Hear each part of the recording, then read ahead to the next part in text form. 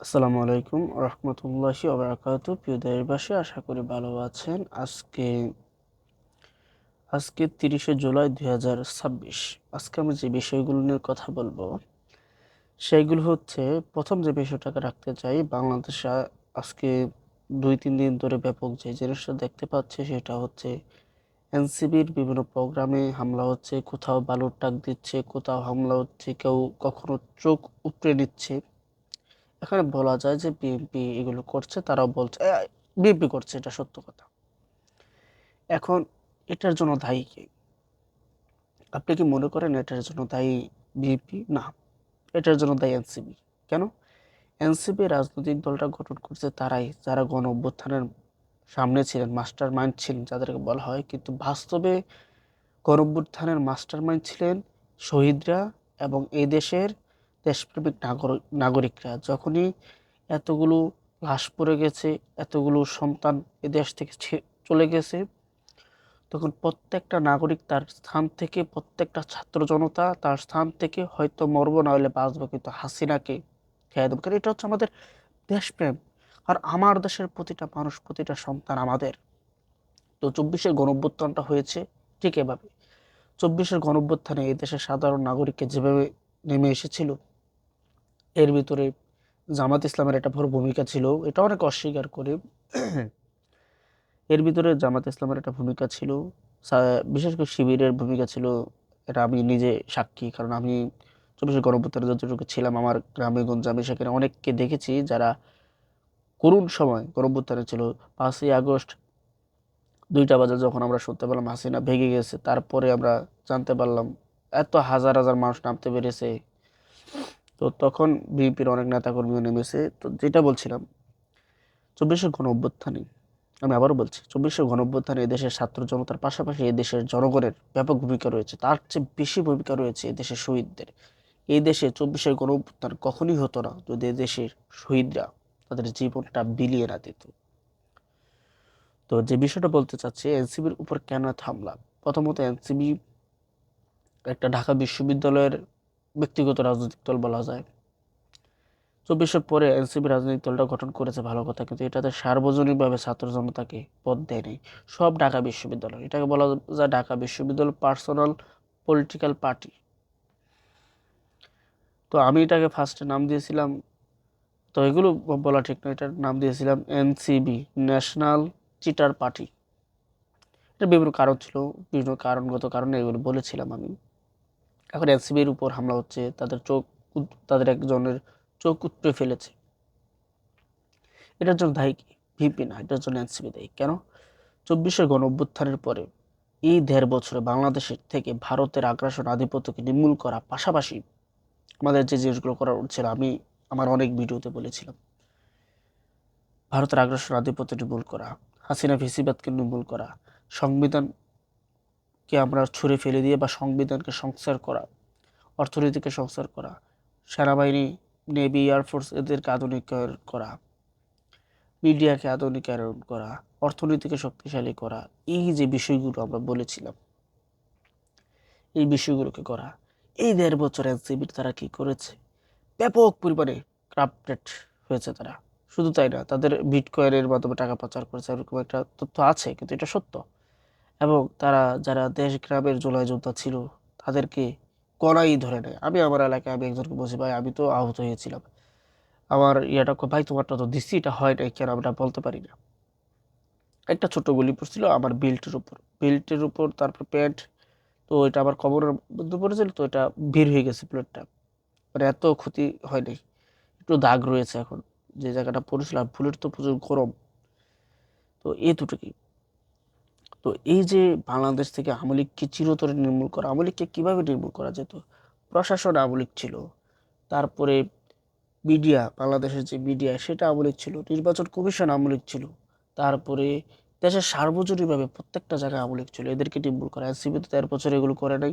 প্রত্যেকটা এনসিপির নেতাকর্মী 13 বছরে ক্রাফটেড ছিল এবং তারা প্রচুর টাকা পয়সা কামিয়েছে। আমরা যারা দেশ গ্রামে ঝুলাইয়ের সাথে জড়িত ছিলাম, আমাদেরকে তো কোনো মূল্যই দেয় নাই। আমরা উজ্জা তাদেরকে ফোন দিতাম, তারা কখনো আমাদেরকে ফোন দেয় নাই। এমনকি আমাদের এলাকার অনেক কাজের জন্য এনসিবির কাছে আমরা সহযোগিতা, ভাই আমাদের এই কাজটা এনসিবির মানে জুলাই যোদ্ধা বা সমন্বয়কদের কাছে সহযোগিতা চেয়েছিলাম, ভাই আমাদের রাস্তাটা করে দেন, ওইটা করে দেন, ওটা করে দেন। প্রথম প্রথম এমন সিচুয়েশন দেখে মানে এমন কিছু করেছে যেন সব করে ফেলবে, তারপরে কিছুই করতে পারেনি। তো যাই হোক, এখন এনসিবির উপর যে হামলা হচ্ছে এটার জন্য এনসিবি দায়ী। 1.5 বছর, 1.5 বছর সে কিছুই করে নাই।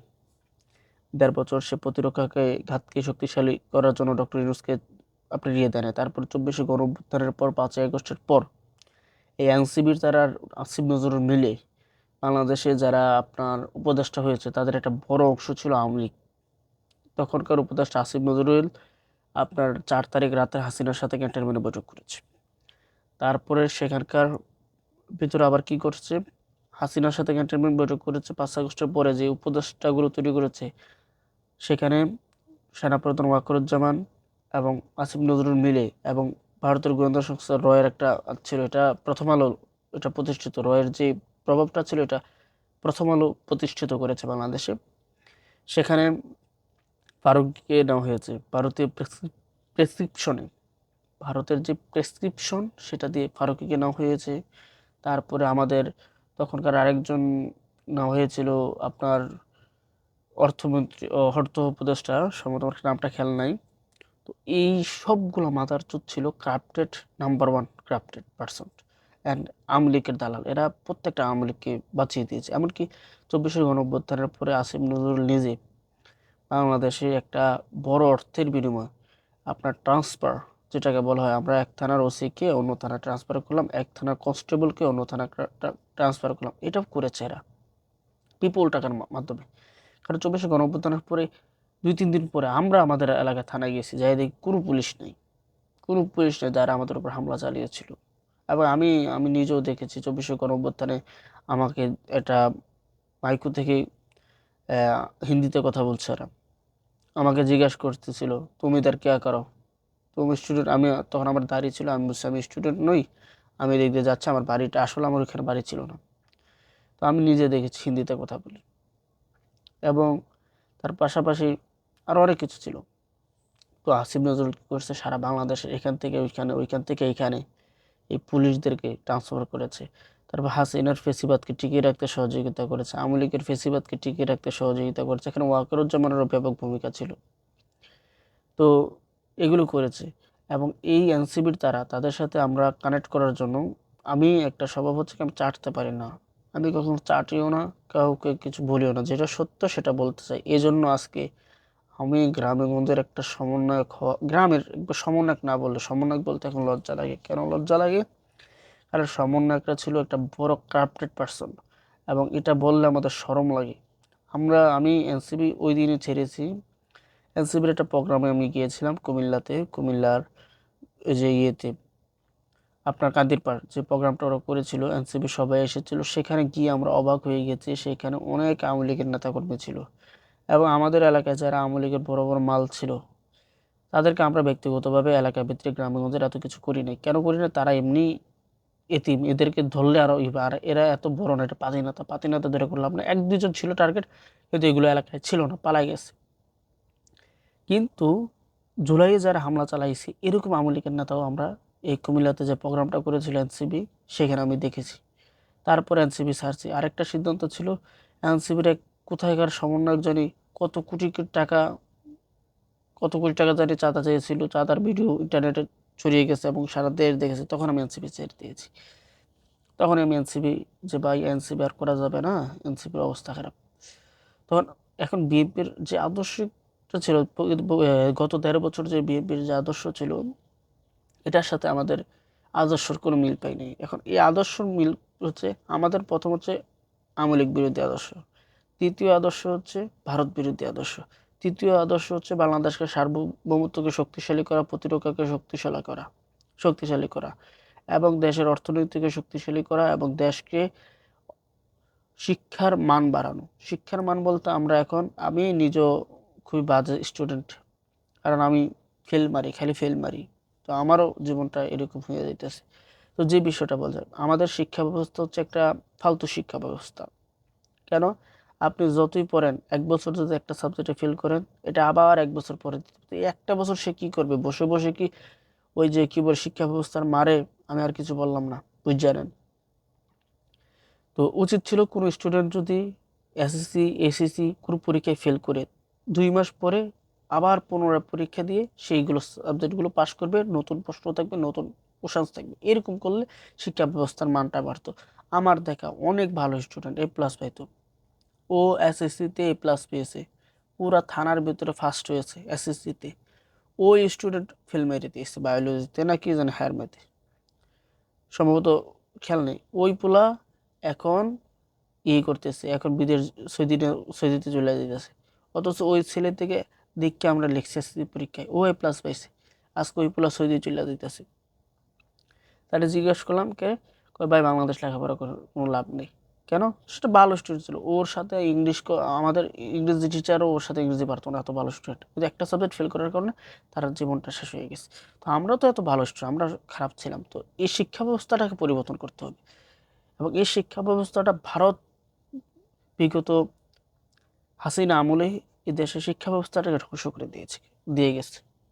শিক্ষক, আগেকার দিনের যারা শিক্ষক ছিল তারা ছিল ভালো শিক্ষক, তাদের ভিতরে শিক্ষাগত গুণ ছিল। এখন তো হচ্ছে টিকটক শিক্ষক। এখন শিক্ষক টিকটক করে, ছাত্রী টিকটক করে, ছাত্ররা টিকটক করে, তারপরে আরো অনেক কিছু। তো এই প্রজন্মকে ধ্বংস করে দিয়েছে টিকটক, ফ্রি ফায়ার, পাবজি। তো আজকে যে বিষয়টা নিয়ে আমি কথা বলছি, এনসিবির উপর এই হামলাগুলো হচ্ছে তাদের দোষের কারণে। তারা বিগত 1.5 বছর ক্রাফটেড করে নাই, শুধু হিউজ পরিমাণে ক্রাফটেড করেছে। আজকে তাদের এই ক্রাফটেডের যে করেছে এটার মাসুল দিতে হচ্ছে। এনসিবির উপর হামলা, হ্যাঁ এদের উপর হামলা হলো আমাদের কষ্ট লাগে, কারণ কারা করছে? এনসিবি আওয়ামী লীগকে ছেড়ে দিয়েছে। আজকে বিএনপি যত উগ্রবাদী হোক, আমার এলাকায় না সারা দেশে বিএনপি তা আওয়ামী লীগ ঢুকেছে। জামাতও আমি আওয়ামী লীগ দেখছি, কিছু আওয়ামী লীগ ঢুকেছে। কিন্তু ভাই, এটা হচ্ছে বিএনপিতে আওয়ামী লীগ যাবে, এনসিপিতে যাবে, জামাতে যাবে। কোন ক্ষেত্রে? ভোটের ক্ষেত্রে। ভাই ভোটের মাঠে আপনার সবার ভোট লাগবে, কে বিএনপি, কে জামাত, কে আওয়ামী লীগ, কে হিন্দু, কে মুসলমান, এটা দেখা যাবে না। নির্বাচনের ক্ষেত্রে সবার ভোট লাগবে। কিন্তু এনসিপি এটা করতো ঠিক আছে, কিন্তু এরা টাকার বিনিময়ে অনেক আওয়ামী লীগের সাথে আতাত করেছে, এটা ভুল করেছে। ভাই জামাত আওয়ামী লীগ দেখিনি, দেখছি। বিএনপি দেখিনি, বিএনপি তো আওয়ামী লীগ ছিল, বহুত আওয়ামী লীগ।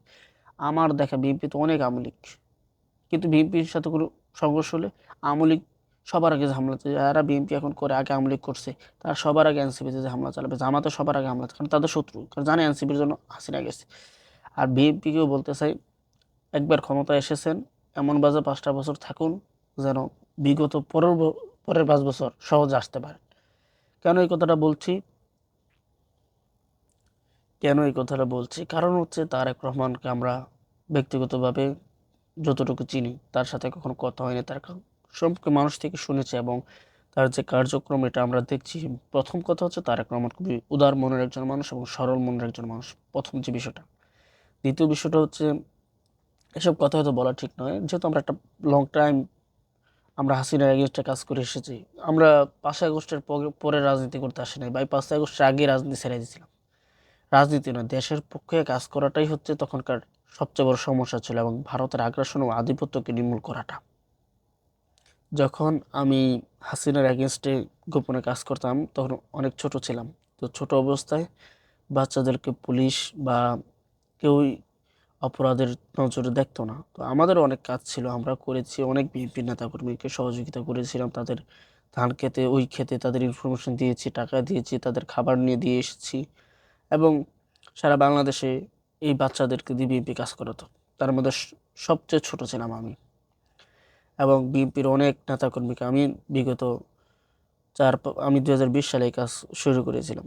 তো এই কাজগুলো করার ক্ষেত্রে ভারত, হাসিনা আমার সবচেয়ে বড় শত্রু, এবং হাসিনাকে স্টাডি করতে গিয়ে আমি ভারত আমার সবচেয়ে বড় শত্রু, এই দুইটা পেলাম। এবং হাসিনা এবং ভারত একই পুরুষজ্ঞের 2টি অন্ডকোষ, এবং এই 2টি অন্ডকোষকে বাংলাদেশ থেকে নির্মূল করতে চেয়েছিলাম। এটা দেশপ্রেমিক পুরুষজ্ঞ চেয়েছিলাম। হয়তো এটা বাজে একটা কথা আপনারা দেখছেন, কিন্তু এটাই সত্য। তো হাসিনার যে বিষয়টা ছিল, হাসিনার এগেনস্টে আমরা কাজ করতে গিয়েছি, বিএনপি আমাদের অনুসরণ, কিন্তু একটা জিনিস কি, বিএনপির নেতাকর্মীদের আপনার সাহস খুবই কম। 1 নম্বর। 2 নম্বর বিষয় হচ্ছে, তাদের একটা বিষয়, 1.5 বছর তারা কিছুই করতে পারেনি। বিগত 1.5 বছর না, মানে এর আগে যে কিছু, আমরা 2023 সালের 28 অক্টোবর তারেক রহমান তো বলেছিলেন, পিনাকিদা বলেছিলেন, আমরা সবার নেতৃত্বে নিয়ে ঢাকা গেছি, শাহবাগ গেছি, উমা উনি যাই দেখি আরো উল্টা ফাল্টা। হ্যাঁ, যাত্রাবাড়িতে নামে শাহবাগ গেছি, শাহবাগতে আবার যাত্রাবাড়ি এসেছি। হাসিনার গণভবনের ওইদিকে ঢুকতে পারিনি, কারণ ওই দিকে ঢুকতে হলে আপনার আপনার এই যে বায়তুল মোকাররমের ওইদিকে পুলিশ ব্যারিকেড দিয়েছে, ওইখানে বিএনপি নেতাদেরকে একটা বাঁশি ফুদে সব বিএনপি নেতাকর্মী দৌড় মারে। অথচ ওইখানে আমরা নিজেরা দেখতেছি জামাতের তারা এইভাবে হাতের সাথে হাত রেখে, এভাবে একটা হাতের সাথে একটা হাত মিলিয়ে দুই তিন হাতের সাথে হাত বেঁধে, এই যে জামাতের শফিক, ডক্টর শফিক, একটা হচ্ছে আমির সাহেব শফিকুর রহমান, আরেকজন হচ্ছে ডক্টর শফিক, তিনি এখন এমপি হয়েছেন, ডাক্তার শফিক সহ আরও অনেকে জামাতের এইভাবে বুক ফুলিয়ে যাচ্ছিলেন হাসিনার পতন করতে। তাদের পিছনে মানুষ দেখছে, কিন্তু বিএনপির ভিতরে এটা দেখতেন না। বিএনপির সংখ্যায় বেশি ছিল কিন্তু কাজে কম ছিল, কাজে কম ছিল। এটা খুবই ভয়ঙ্কর একটা বিষয় ছিল বিএনপির এই জিনিসটা। সংখ্যা বেশি থাকার পরও তারা কাছে কম করতো না, একটা বাসিবুদের দৌড় মারতো। তো এখন বিএনপিকে বলতে চাই, বিএনপির আমি ভালো দেখছি না। আমার মনে হয় না 5 বছর এই সরকার লাস্টিং করতে পারবে। কেন?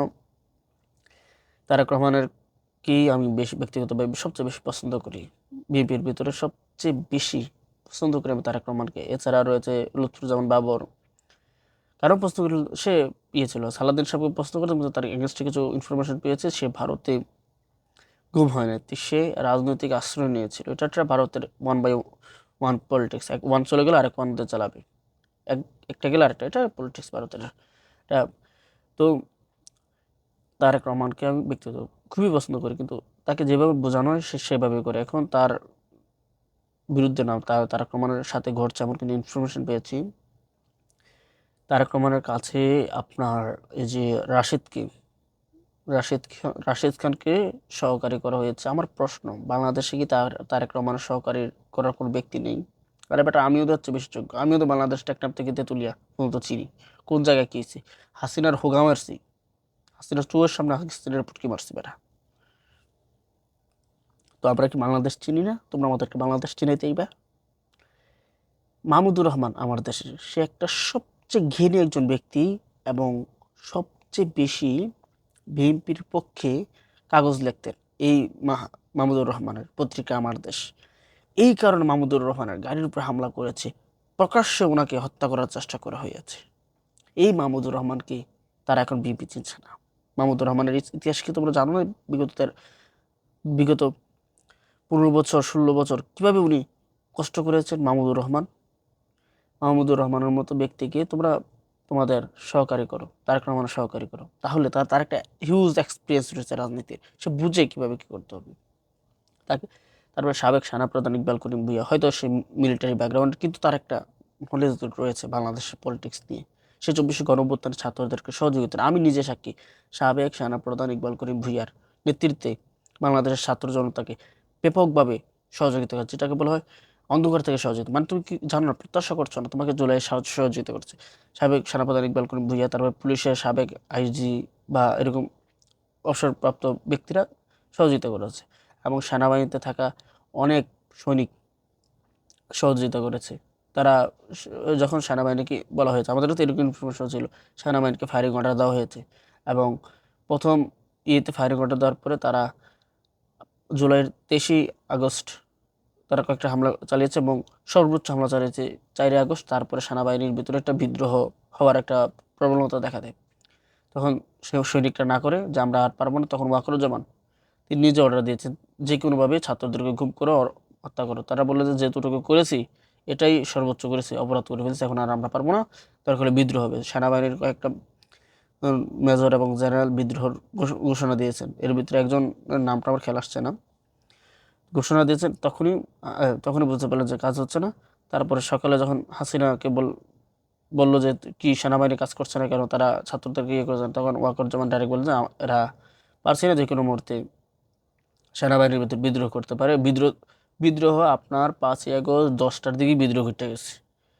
তখনই ওয়াকরুজ্জামান সহ সবাই গিয়ে হাসিনাকে দেশ থেকে বের করে দেয় তখনই। তো এটা আমাদের পরবর্তী ইনফরমেশন এসেছে, কিন্তু ইকবাল করিম ভূঁইয়ার মতো ব্যক্তি বলার বাইরে, হয়তো অমায়িক একজন ব্যক্তি, জ্ঞানী একজন মিলিটারি চিফ ছিলেন সাবেক, ইকবাল করিম ভূঁইয়ার মতো ব্যক্তিকে আপনি সহকারী বানাইতে পারেন না। বা আরে ভাই, সত্যি কথা একটা বলি, হয়তো মানুষ খারাপ মনে করবে। আমার যে নলেজ আছে, আমি যে কাজ করছি হাসিনার এগেনস্টে, ভারতের এগেনস্টে, রয়ের গুপ্তচরটি কীভাবে বাংলাদেশে কাজ করি, এগুলো সম্পর্কে আমার যে স্টাডিটা, আপনি রাশেদ তো আমার পায়ের ধুলার কাছে আসবে না। হয়তো বড় কথা বলা ঠিক না, আমার যে মিলিটারি এক্সপিরিয়েন্স বলতে যে মিলিটারিতে কাজ করতে হয় না, কাজ করতে না। আমি যতটুকু বুঝি কোন কোন সমস্যাতে কীভাবে কাজ করে, আমি জানি পিলখানা হত্যা কীভাবে হয়েছে, পিলখানা হত্যার A to Z investigation report আমার থেকে অরিজিনাল দুইটা রিপোর্ট হয়েছে। একটা করছে সেনাবাহিনীর ভিতরে কিছু গোপনে, আর একটা করছে মিথ্যা রিপোর্ট। তো এগুলো আমাদের কাছে রয়েছে, এই রিপোর্টগুলো আমাদের কাছে রয়েছে। এবং আমরা জানি, এই যে তারেক রহমানকে বলতেছে আপনি একজন সরল সোজা মানুষ, আপনি রাশেদের মতো বেদক। আমি তথ্য পেয়েছি রাশেদকে পারমিশনে বিশেষ চাপে রাশেদকে তারেক রহমানের সহকারী করা হইয়াছে, এবং চাপগুলো দিয়েছে কিভাবে, বিএনপিতে থাকা কিছু হানি ট্যাপ মাল, যাদের হানি ট্যাপের ভিডিও রয়েছে রয়ের কাছে, তাদের ইয়েতে দিয়েছে। এমনকি আমাদের মির্জা ফখরুল ইসলাম আলমগীররাও অনেক ভিডিও রয়ের কাছে রয়েছে, যেটা বাধ্য হলাম আজকে প্রকাশ্যে বলার জন্য। তারপরে আমাদের সালাউদ্দিন সাহেবের, ওটা তো বলাই লাগবে না, ওটা তো আগের থেকেই, উনি যেহেতু ইন্ডিয়াতে ছিল, ওনারটা আলাদা বিষয়। ববি হাজ্জাজ, ওর ভিডিও রয়েছে রয়ের কাছে। তারপর বিএনপির উপরের যত মাল রয়েছে আপনার, এই বিএনপির ভিতরে এই যে ববি হাজ্জাজ বললাম, তারপরে মির্জা ফখরুল আজকে রেজবি, তারপরে রুহুল কবির রেজবি, তারপরে আরও অনেকের রয়েছে ভিডিও রয়েছে রয়ের কাছে। তারপরে আরেকজন হচ্ছে খুশকু, আমির খুশকু ভিডিও রয়েছে রয়ের কাছে। এই আপনার ফখরুল সাহেবেরও ভিডিও রয়েছে, এই আরও অনেকের রয়েছে। এবং নির্বাচনের পর আরও ভিডিও টিডিও করে এভাবে একটা ফালাই দিছে। যে দেখেন না, সিলেটের এমপির ভিডিও বেরিয়ে যায়, উনি আবার প্রতিমন্ত্রী, বিএনপির বলতে যায় এগুলো তোমাদের কারণ হচ্ছে। এগুলোকে চাপ দিয়ে রাশেদ খানকে ঢুকানো হয়েছে আপনার প্রধানমন্ত্রী সহকারী হিসেবে। আমি বুঝি না, রাশেদকে যখন ঢুকাইছে তখন আমার একটা জিনিস মনে পড়ছে, বিএনপি কেন 2009 সালে হাসিনার কাছে পরাজিত হয়েছিল কেন জানেন? বলবো আজকে সে কথাটা। খালেদা জিয়ার ড্রাইভার ছিল আওয়ামী লীগের এজেন্ট। শুধু তাই নয়, সে খালেদা জিয়ার প্রতিটি মুভমেন্ট তাকে সংগ্রহ করে দিত। শুধু তাই না, খালেদা জিয়া গাড়ির মধ্যে কোথায় কোথায় ফোন দিয়েছে, কখনো চট্টগ্রাম ফোন দেয়, কখনো আপনার চট্টগ্রামের বর্তমান যেই মেয়র রয়েছে একজন মেয়র, ওরে ফোন দেয়। তারপরে আমার জরুরি, তারপরে রংপুরে ফোন দেয়, সিলেটে ফোন দেয়, ঢাকায় ফোন দেয়। এমনও ঘটনা ঘটেছে বিএনপির বড় বড় নেতারা খালেদা জিয়ার ফোন ধরে না, মোবাইল অফ করে দিছে, খালেদা জিয়া গাড়ি থেকে ফোন দিতেছে। এই কোথায় কোথায় ফোন দেয়, এই ইনফরমেশনগুলো এই এই শহরের বাচ্চা, এই যে খালেদা জিয়ার যে ড্রাইভার ছিল, সে শেখ হাসিনাকে সরাসরি দিত। শেখ হাসিনা এবং এই ইয়াকে প্রথম দিত, ইয়াকে আপনার, আর এই মিনাল কান্তি ছিল হাসিনার পরকীয়া হাজব্যান্ড, সে হিন্দু ছিল। মিনাল কান্তি এবং আপনার ইয়া সজীব জয়ের বাপ যে ওয়াজেদ মিয়া, দুইজনের সাথে একাম করতো। তো ওয়াজেদ মিয়ার উপর এই দেশের জনগণের কিচ্ছু নাই, সে হাসিনার হাজব্যান্ড হইতে পারে। যেমন ফেরাউনের প্রতি সবার রাগ, কিন্তু ফেরাউনের স্ত্রীর প্রতি কোনো রাগ নেই, ক্ষোভ নেই। ঠিক ওয়াজেদের প্রতি আমার কোনো রাগ নেই। একটা অসহায় পুরুষ ছিলেন, একজন স্ত্রী পেশা খানকি বাগির হাতে একজন অসহায় পুরুষ ছিলেন এই ওয়াজেদ মিয়া। হাসিনা এই মিনাল কান্তির সাথে অনেকবার, মানে জামাই বউর মতো ওরা থাকতো, এক বাসায় থাকতো, এক ফ্ল্যাটে থাকতো। এবং মিনাল কান্তি এই খালেদা জিয়ার ইনফরমেশন নিয়েছে, এমনকি হয়তো এগুলো বলা ঠিক না, এখানে বলা উচিত না, বলছেও না, এরকম নিয়েছেন। কিন্তু মিনাল কান্তিকে ইনফরমেশনগুলো দিয়েছেন কি, খালেদা জিয়ার গাড়ির ড্রাইভার। সেম, আমি আবার বলছি সেম, সেম ভাষাটা আবার বলছি কেন, 1996 সালে যদি যাই, খালেদা জিয়াকে 1996 সালে নির্বাচনে বিজয়ী হয়েছে বিএনপি সরকার 68% ভোটে বাংলাদেশে বিজয় গ্রহণ করেছিল, এবং জামাত পেয়েছিল কত পার্সেন্ট জানি, তখন আওয়ামী লীগ 14% না 15% ভোট পেয়েছিল। 1996 সালে খালেদা জিয়া বিএনপি সরকার গঠন করার পর ভারতের কিছু দালাল, মানে ভারত কিছু ইনফরমেশন দিয়েছিল হাসিনা খালেদা জিয়াকে, যে এভাবে করো, এটা মানে নাই, কারণ এটা বাংলাদেশের সার্বভৌমত্বের জন্য ক্ষতি হবে। যখন মানে নাই খালেদা জিয়া, তখন আওয়ামী লীগ এবং আমাদের বাংলাদেশের যে পত্রিকার প্রথম আলো, এইটি যারা ছিল তখনকার, তারপরে আওয়ামী লীগের লোক যারা ছিল, এবং বাংলাদেশের মিলিটারিতে যারা ভারতের হয়ে কাজ করতো, এইটা দিয়ে ভারত এবং আওয়ামী লীগ এই দুইটা সক্রিয় হয়ে বিএনপি সরকারকে বিপদে ফেলতে থাকে। তারা দেশে হামলা চালায়, ঢাকায় হামলা চালায়, ওইখানে হামলা চালায়, সরকারের জঙ্গি সরকারে পরিণত করে। তারপরে খালেদা জিয়াকে আবার পুনরায় নির্বাচন দিতে বাধ্য করা হয়েছিল। আপনি মনে রাখবেন 1996 সালে 3 মাসের পর বিএনপি বিজয় লাভ করার 3 মাসের পর আবার নির্বাচন দিয়েছিল। ওই দিনগুলো বিএনপি ভুলে গেলে চলবে না। তো কেন দিয়েছিল আজকে আমি এটা বুঝতে পারছি। কারণ এই রাশেদের মতো মাদারচোদরা যদি তারেক রহমানের সহকারী হতো, আমরা যারা এত একটা লং টাইম, আমাদের খুবই খারাপ লাগে। এই ভারতের এগেনস্টে কাজ করেছি, তারপরে আপনার আওয়ামী লীগের এগেনস্টে কাজ করেছি, বিএনপিকে সহায়তা করেছি, জামাতকে সহযোগিতা করেছি। আমি জামাতের সাথে খুব সম্পর্ক ভালো ছিল আমার আগে, এবং 5 আগস্টের পরে আরও সম্পর্ক ভালো হয়। কিন্তু আমি সবচেয়ে অবাক হয়ে যাই তারেক রহমানের মতো ব্যক্তির কাছে এই রাস্তার টুকাইরা কিভাবে তার সহকারী হয়, রাজনৈতিক সহকারী। ওরে বাপরি! আপনি জানেন এই রাশেদ যে রয়ের এজেন্ট, এমনকি তারেক রহমানের কাছে যে ইয়েকে পাঠানো হয়েছে, ওই যে ওর নাম হচ্ছে সাইদ আবদুল্লাহ, সাইদ